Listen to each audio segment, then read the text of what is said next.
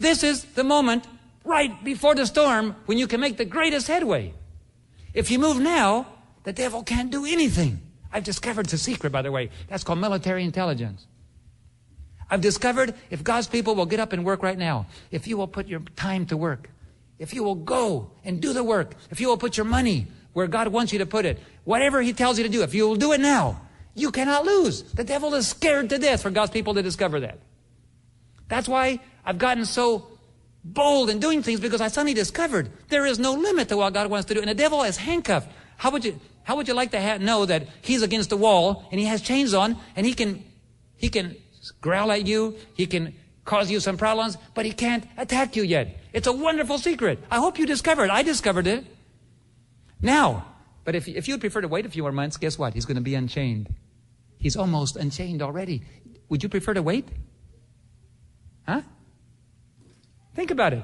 You want to go now, or do you want to go later after the lion is released? It's going to take your blood later. Right now, it's free. It doesn't matter what you do for God right now. The devil, there's not a single person in the world that can stop you. It will be successful. It will cost you pain. Good night. A gold medal costs something. When you go to China, you can't expect you to not cost you anything. Of course it will cost you. It'll be tears. It'll be pain. There'll be some suffering. But guess what? I've been involved in more than 100 deliveries of babies as a registered nurse.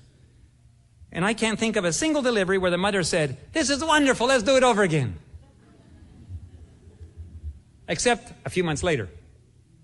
A few months later, the beautiful child, yes, it's time for another one. But not at the moment of delivery. At the moment of delivery, most mothers say, "Never again." And I have to be honest with you, except for C-section babies, there's not a single beautiful baby that is born. They're all ugly. You can't tell the mother that way. Squished, long head. But after you clean them up and let the head get round again and paint and cover them up and comb them, it's beautiful. You cannot give birth to a project, a missionary project, what God wants you to do without pain. It's going to be naked, it's going to be small, it's going to be weak. But God specializes in turning weak babies into Olympic athletes. You got to be born before you can grow. Isn't that a law of the universe? I've discovered something. My wife and I 12 years ago decided we're going to do an experiment.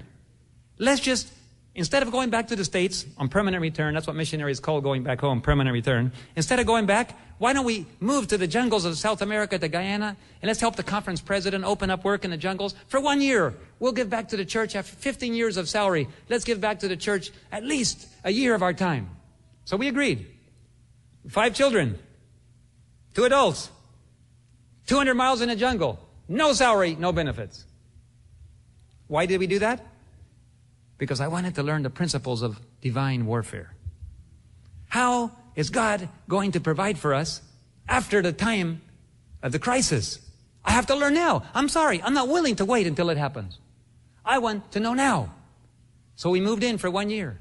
And during that 1 year, we learned that God sent the Indians every day to provide the food that we didn't have. And little by little, we realized our food supply was sure. And then a malaria patient came, and we had to give everything we had to buy the medicine to save her life. I felt like, Lord, I don't even have a reserve for my family anymore. It's not fair. I'm a father and a husband. David, you didn't come here to provide for your needs. You came to depend on me. I know, Lord, but isn't having a reserve something good? Yes, unless I ask you to give it up. Oh, that's painful. Giving up your last little reserves. No human way out of this one. And then a lady landed a couple weeks later in our chartered an airplane, came in. She was from New York. She stayed 2 weeks with us. She said she'd been a little girl there. Her dad was a missionary doctor or something. She stayed there 2 weeks helping us. And when she left, she said, David, do you accept donations? Well, yes. She left us $1,700 and I'd only spent the last $300 I had. How does God send cash deep into the jungles of South America?